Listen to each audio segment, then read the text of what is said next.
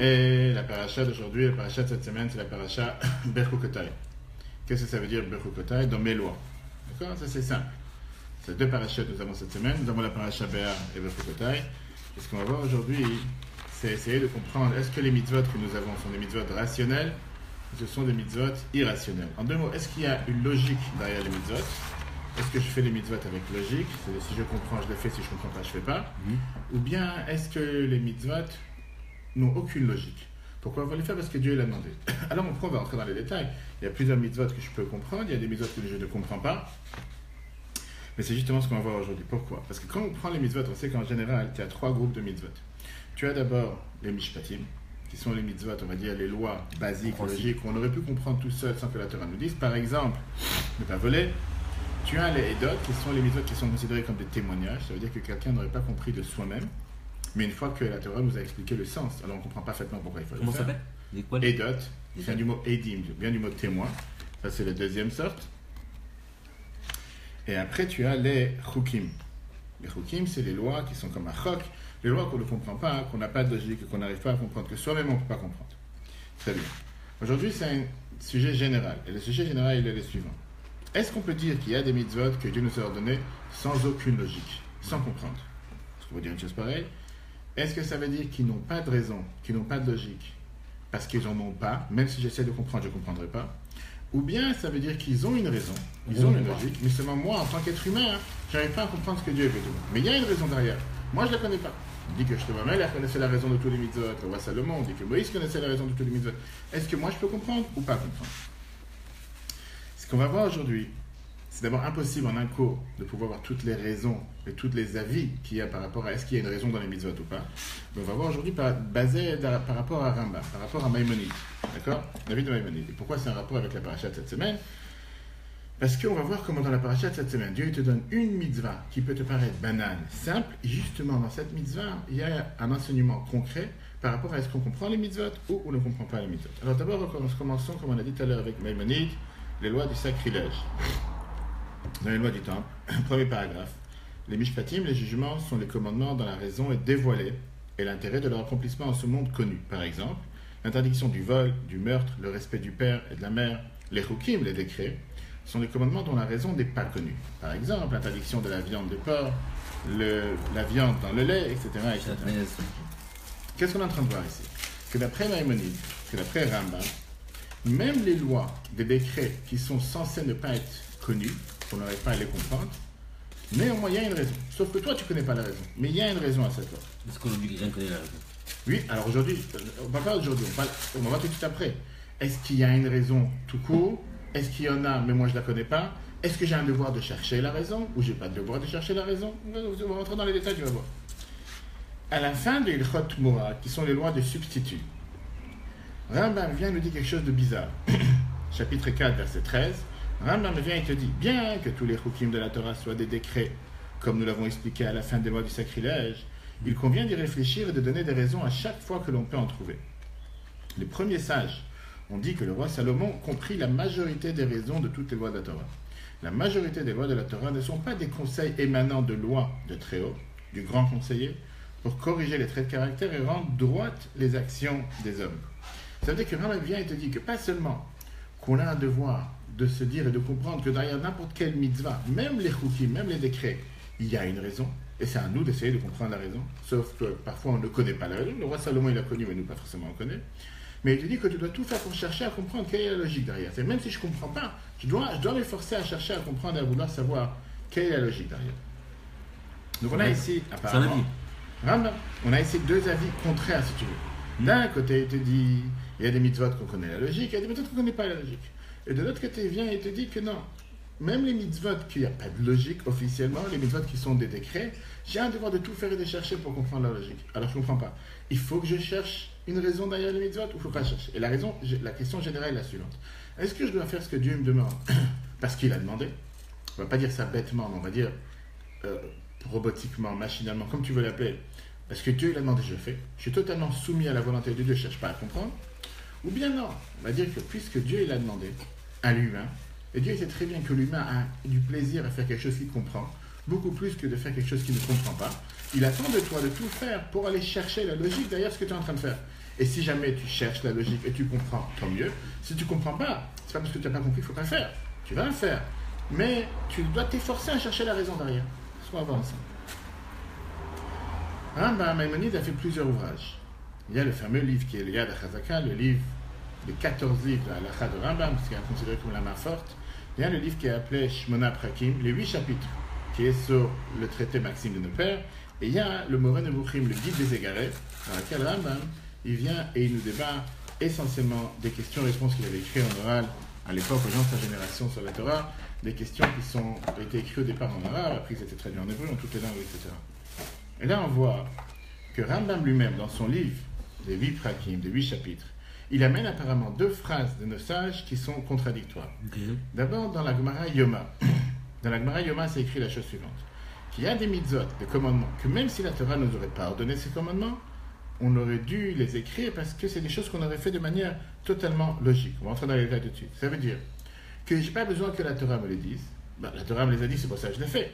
Mais même si la Torah ne m'aurait pas donné tel commandement, moi j'aurais compris que c'est quelque chose qui est abominable et je n'ai pas le droit de le faire. De nous-mêmes. De l'autre côté, c'est écrit dans le Midrash que tu n'as pas le droit de dire je ne fais pas telle et telle chose parce que je n'ai pas envie de le faire. Par exemple, je n'ai pas envie de m'habiller avec des habits qui sont mélangés le lin et la laine. Ou je n'ai pas envie de manger un jambon ou du porc parce que je n'ai pas envie. Oui, mais on devrait dire j'ai envie, mais qu'est-ce que je vais faire? Dieu m'a interdit de le faire. Ça veut dire que je n'ai pas le droit de faire dire. Est-ce qu'on doit vraiment dire j'ai envie? C'est pas que tu dois dire, on n'a pas une mitzvah de dire. L'idée qu'il y a derrière, c'est de dire que si je fais une mitzvah, je ne le fais pas parce que moi c'est quelque chose d'abominable. Je ne vais pas regarder un porc, je ne vais pas voir ce que le porc il mange. Je ne vais pas considérer que le porc c'est une viande qui est mangeable. Et donc c'est pour ça que je ne mange pas. Tu vas te dire non, tu dois te dire dans la tête, ça se peut que, pourquoi pas, si tout le monde en mange, ça se peut que c'est une viande qui est très bonne. J'en mange pas parce que Dieu m'a interdit de manger. Après on verra quelle différence. Est-ce que tu dis ça d'un côté ou tu dis ça de l'autre? Qu'est-ce qu'on en a à faire comme différence?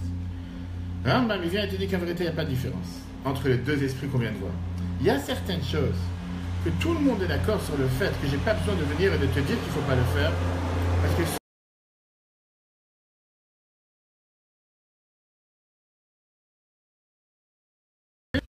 du meurtre et du vol, toutes ces choses-là, c'est des choses qu'on les aurait fait même si la Torah ne nous aurait pas dit de le faire. De l'autre côté, dans Torah de Kohanim, c'est écrit un homme ne doit pas venir et dire je ne veux pas porter de chatnaise, manger de la viande du porc, mais plutôt je veux. Que puis-je faire si mon Père dans les cieux me l'a interdit? Et enfin, on vient de voir, qu'est-ce que Rambam nous explique?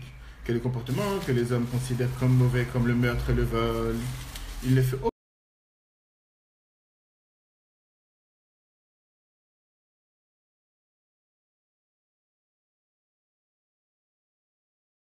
faire que Dieu me l'a interdit, pour nous faire comprendre qu'en réalité, qu'est-ce que ça veut dire?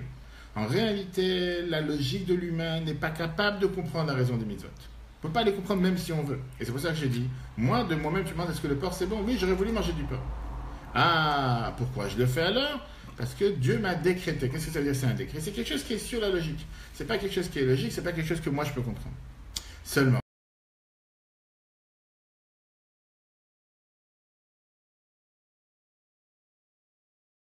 Est meilleure ou moins bonne. Tu n'as pas le droit de changer cet animal. Très bien. Deuxième cas de figure.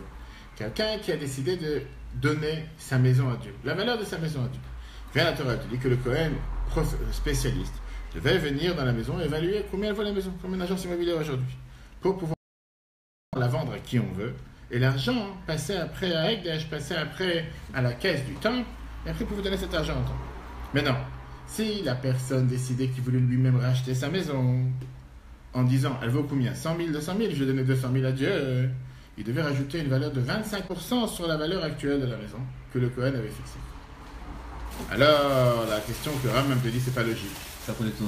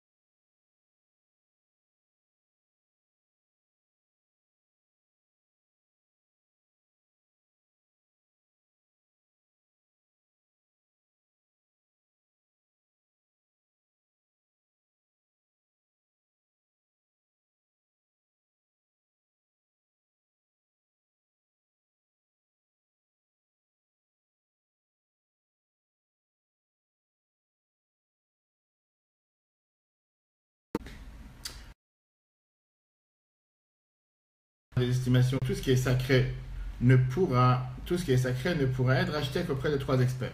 Ouais. Bien plus loin, pour tout rachat du sacré, on fait un appel d'offres. Si on dit qu'il le prend pour 10 pièces, un autre 20 pièces, un autre 50 pièces, c'est lui qui l'emportera. Bien sûr. Je pareil qu'on a pris l'appel d'offres. Fin de te dit non. Comment peut-on dire d'un homme qui a consacré son argent, outrepassant ainsi sa nature, voulant multiplier ses acquisitions? Comment un tel homme pourrait-il non seulement regretter son acte, mais aussi changer diamétralement d'attitude pour aller jusqu'à mentir et prétendre qu'un mauvais animal est bon? C'est pourquoi il est précisé que ces conseils émanant du très haut, du très grand conseiller, celui qui créa l'homme le connaît jusqu'au fond, seul lui peut donner de tels conseils profonds. C'est ce que la Torah a dit. Mais la Bible dit, je ne comprends pas encore une fois. Pourquoi on a un devoir de chercher à comprendre un décret au lieu de l'accomplir par soumission?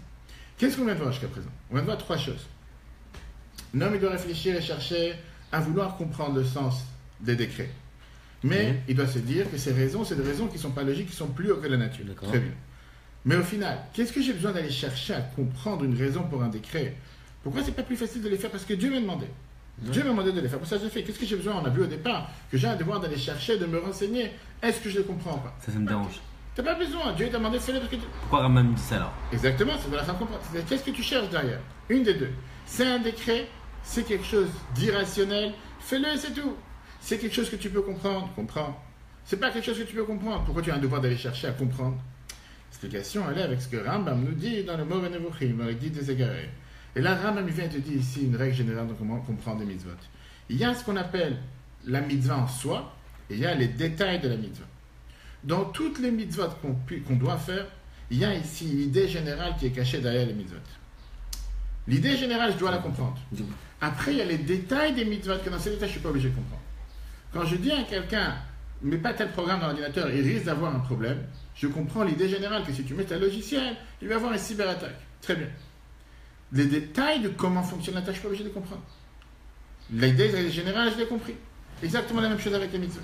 Et donc, Rambam vient et te dit qu'en règle générale, dans toutes les mitzvot, sans distinction, que ce soit les mitzvot logiques ou les mitzvot comme décrets qui ne sont pas logiques, dans les deux, il y a les deux contreparties. Dans les mitzvot logiques, il y a la partie rationnelle et la partie irrationnelle. Dans les mitzvot qui sont des décrets, il y a la partie irrationnelle, mais il y a la partie aussi rationnelle. Et à nous d'analyser et de faire toutes les mitzvot avec les deux ensemble, les deux composants ensemble. Et pourquoi? On va tout de suite voir. Quelle différence alors entre les mitzvot logiques et les mitzvot irrationnels? Quand je parle des mitzvot logiques comme les mishpatim, la base de la mitzvah, c'est quoi? C'est quelque chose que la logique de l'humain l'oblige à faire une telle chose. Et c'est quoi la mitzvah? Ça rentre dans les détails, que c'est pas forcément je comprends pourquoi. Quand tu dis à quelqu'un de manger kasha parce que c'est un bon régime. Alors tu l'as convaincu. Fais Shabbat parce que c'est du repos. Ok. Même si ce n'est pas des mishpatim, c'est des idoles. Mais en tout cas, ce n'est pas la raison pourquoi tu fais les mitzvot. Tu pourras toujours trouver, rentrer dans les détails et chercher à comprendre les mitzvot. Il n'était pas d'idolâtrie. Exactement. Alors, l'idolâtrie, là, on te dit que c'est quelque chose de logique. Parce que tu dois reconnaître un Dieu sur toi, il n'y en a pas 36. De l'autre côté, quand je parle des décrets, des chukim, là, la partie principale de la mitzvah, c'est la partie que je n'ai pas de raison, je n'ai pas de logique. Qui prévaut sur la raison générale pourquoi je fais une mitzvah. Lui, en train de faire un chok, en train de ne pas mélanger le lait et la viande, je fais la volonté de Dieu. Ça ne suffit pas. Tu ne cherches pas à faire plaisir à Dieu, tu cherches à faire plaisir à ton père et ta mère, tu cherches à faire plaisir à Dieu, à plus forte raison. Ah, quels sont les détails, pourquoi, du comment? C'est pas important de comprendre les détails. Regardons dans le Moreh Nevuchim, Guide des Égarés. Toutes les mitzvot ont forcément une raison, un sens général et une utilité. Cependant, dans certains mitzvot, les détails sont un ordre tout simplement où on ne peut leur donner de raison. Bien, l'arbitre explique, selon Maïmonide, tous les mitzvot, même les mishpatim, comportent un aspect de décret dans les mishpatim. Le sens général de la mitzvah est imposé par la logique. Et cet aspect prend le dessus sur le détail sans raison de cette mitzvah. Alors que pour les chukim, c'est la partie sans raison qui prend le dessus. Alors, la question qui nous reste est la suivante.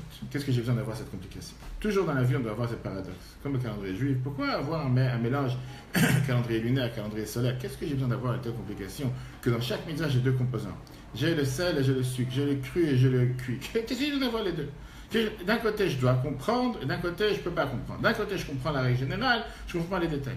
C'est tellement plus facile de faire les choses simples. C'est compréhensible dans tout. C'est pas compréhensible dans rien. Pas besoin d'avoir les deux à mélange. D'un côté, je comprends quelque chose, je ne comprends pas autre chose.